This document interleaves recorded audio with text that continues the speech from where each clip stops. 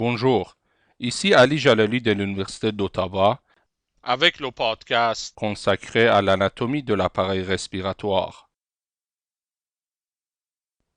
Le slide numéro 1 nous montre l'arbre respiratoire. Elle est formée par les fosses nasales, le pharynx, le larynx, la trachée, les bronches et les poumons. Le slide numéro 2 nous montre le larynx. Il est situé en avant du pharynx, entre l'osioïde et la trachée. Le larynx est un squelette cartilagineux comprenant l'épiglotte, le cartilage thyroïde, les cartilages aryténoïdes et le cartilage cricoïde. Le larynx est aussi l'organe de la phonation et on y trouve les cordes vocales. Les deux images d'en bas vous montrent l'endroit de l'incision pour une trachéotomie et une cricotrachéotomie. Le slide numéro 3 nous montre la trachée. La trachée commence à l'extrémité inférieure du cartilage cricoïde, situé au niveau C6, et se termine par une bifurcation en deux bronches souches au bord inférieur du T4. Sa paroi antérieure est formée des anneaux cartilagineux en forme de fer à cheval. Sa paroi postérieure est pleine et on y trouve le muscle trachéal. Dans sa partie cervicale, la trachée est entourée antérieurement par l'isthme de la glande thyroïde et les veines thyroïdiennes inférieures, postérieurement par l'œsophage et les nerfs laryngés récurrents, et latéralement par les artères carotides communes et les lobes de la glande thyroïde. Dans sa partie thoracique, la trachée se trouve entourée des éléments suivants. La crosse aortique et l'artère carotide commune gauche, qui sont d'abord antérieures et puis à gauche de la trachée, le tronc brachiocéphalique, qui se trouve d'abord devant et puis à droite de la trachée, la veine brachiocéphalique gauche qui se trouve antérieure, et enfin sur la face postérieure de la trachée, on trouve l'œsophage et le nerf laryngé récurrent gauche. Sur l'image de la bronchoscopie en bas à gauche, vous voyez les l'éperon trachéal ou la carina. Sur le slide numéro 4, on voit les bronches. La trachée se divise en deux bronches souches. La bronche souche droite est plus large, plus courte et la plus verticale que la bronche souche gauche. À hauteur des îles pulmonaires, les bronches souches se divisent en bronches lobaires. 3 bronches lobaires dans le poumon droit et 2 bronches lobaires dans le poumon gauche. Notez bien que la bronche souche droite donne la bronche lobaire supérieure avant d'entrer dans l'œil. Comme on le voit sur le slide numéro 5, les bronches lobaires à leur tour se subdivisent elles-mêmes en bronches segmentaires. L'image en bas vous montre la partie terminale de l'arc bronchique composée des bronchioles et des alvéoles. L'image en haut vous montre une pathologie par la destruction des parois alvéolaires appelée l'emphysème pulmonaire. Le slide numéro 6 vous montre la plèvre. Les plèvres sont des membranes séreuses destinées à faciliter le glissement des poumons dans la cage thoracique. Chaque plèvre est composée de 2 feuillets. La plèvre viscérale qui adhère à la surface du poumon et la plèvre pariétale. La plèvre pariétale a 4 parties. La plèvre cervicale qui forme la cupule pleurale, la plèvre costale, la plèvre diaphragmatique et la plèvre médiastinale qui, au-dessous de la racine du poumon, forme le ligament pulmonaire. La cavité pleurale est un espace potentiel situé entre la plèvre viscérale et la plèvre pariétale. Le slide numéro 7 nous montre les récessus pleuraux. Ces récessus sont des parties de la cavité pleurale dans lesquelles se produit l'expansion des poumons pendant l'inspiration.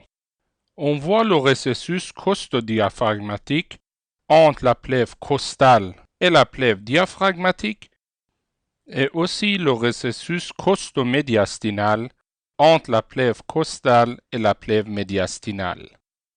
Cette image vous montre aussi que sur les lignes médioclaviculaires, médioaxillaires et paravertébrales, la plèvre descend 2 côtes plus bas que le poumon. L'image en bas à droite vous montre un épanchement pleural. Le slide numéro 8 vous résume la vascularisation, le drainage lymphatique et l'innervation de la plèvre. Au niveau de la plèvre viscérale, la vascularisation se fait par les artères et les veines bronchiques. Le drainage lymphatique se fait dans les nœuds situés dans le hile du poumon et l'innervation est autonome. Au niveau de la plèvre pariétale, la vascularisation se fait par les artères et veines de la paroi thoracique.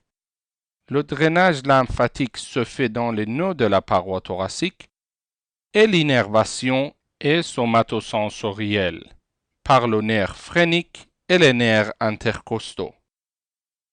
Avec le slide numéro 9, on commence l'anatomie des poumons. Chaque poumon ressemble à un demi-cône. On peut lui décrire un apex, une base, une face externe ou costale et une face interne ou médiastinale. Cette image nous montre la face externe ou costale des poumons. Chaque poumon présente 3 bords. Le bord antérieur, qui est mince et aigu, le bord postérieur, épais et rond, et le bord inférieur qui entoure la base. Sur le bord antérieur de chaque poumon, on voit l'incisure de la première côte, appelée aussi le sillon pulmonaire supérieur. Sur le bord antérieur du poumon gauche, on voit l'incisure cardiaque et la lingula. Les poumons sont divisés en lobes par de profondes incisures appelées fissures. Il y a 2 fissures dans le poumon droit, l'oblique et l'horizontale. On distingue donc dans ce poumon les lobes supérieurs, moyens et inférieurs. Le poumon gauche, ne possédant qu'une fissure oblique, est composé de 2 lobes, le lobe supérieur et le lobe inférieur. Le slide numéro 10 nous montre la face interne ou médiastinale des poumons. On y voit le hile pulmonaire. C'est l'endroit de la pénétration de la racine du poumon. La racine du poumon comporte les bronches souches, l'artère et les veines pulmonaires, les artères bronchiques, les plexus nerveux pulmonaires, les vaisseaux lymphatiques et les nœuds iliaires. Le slide numéro 11 vous montre les empreintes présentes sur les faces médiastinales des poumons. Le poumon droit présente des empreintes en rapport avec le côté veineux du médiastin. On y voit l'empreinte de l'atrium droit, les 2 veines caves et la crosse de la veine azygos. Le poumon gauche présente des empreintes en rapport avec le côté artériel du médiastin. On y voit l'empreinte du ventricule gauche, de la crosse aortique et de l'aorte descendante. Le slide numéro 12 vous montre la formation du ligament pulmonaire par la plèvre médiastinale au-dessous de la racine du poumon. Le slide numéro 13 nous montre la division des poumons en lobes par les fissures. Le poumon droit présente 3 lobes, supérieur, moyen et inférieur. Le poumon gauche n'en a que 2, supérieur et inférieur. Comme on le voit en haut à gauche, chaque poumon va encore se subdiviser en différents segments. Il y en a 10 à droite et 8 à gauche. Le slide numéro 14 nous montre comment les lobes supérieurs se trouvent antérieurs et les lobes inférieurs postérieurs.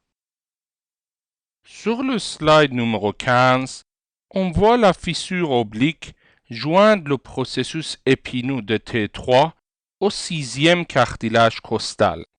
On y voit aussi la fissure horizontale allonger la 4e côte jusqu'à ce qu'elle joigne la fissure oblique dans la ligne médio-axillaire droite. Les slides 16 au 19 vous montrent l'importance de la connaissance d'anatomie pulmonaire en clinique et en radiologie. Le slide numéro 23 vous montre la vascularisation des poumons. Les poumons possèdent 2 circulations, une circulation pulmonaire et une circulation bronchique. La circulation pulmonaire, par l'intermédiaire des artères pulmonaires, fournit le sang désoxygéné aux capillaires des parois alvéolaires. Puis, elle amène le sang oxygéné par les veines pulmonaires dans l'atrium gauche. La circulation bronchique fournit le sang oxygéné à tous les tissus pulmonaires sauf les alvéoles. Les artères bronchiques sont des branches de l'aorte et les veines bronchiques sont des tributaires du système azygos. Le slide numéro 21 met en évidence les vaisseaux pulmonaires au niveau du hile du poumon. L'image en haut à droite vous montre une embolie pulmonaire causée par l'obstruction d'une artère pulmonaire. Le slide numéro 22 nous montre l'innervation des poumons. On y voit le plexus pulmonaire se situant dans la racine du poumon et contenant des fibres sympathiques et parasympathiques. Le slide numéro 23 vous montre le drainage lymphatique des poumons. Les vaisseaux lymphatiques superficiels vont se drainer directement dans les nœuds bronchopulmonaires. Les vaisseaux profonds vont d'abord se drainer dans les nœuds pulmonaires et puis dans les nœuds bronchopulmonaires. Le lymphe va se drainer des nœuds bronchopulmonaires situés au niveau du hile, dans les nœuds trachéobronchiques et puis les nœuds paratrachéaux. Des nœuds paratrachéaux, le lymphe va rejoindre le tronc bronchomédiastinal. Rappelons-nous que le tronc bronchomédiastinal gauche se draine dans le conduit thoracique. Celui de droite se draine dans le conduit lymphatique droit. Ceci termine notre cours sur l'anatomie de l'appareil respiratoire.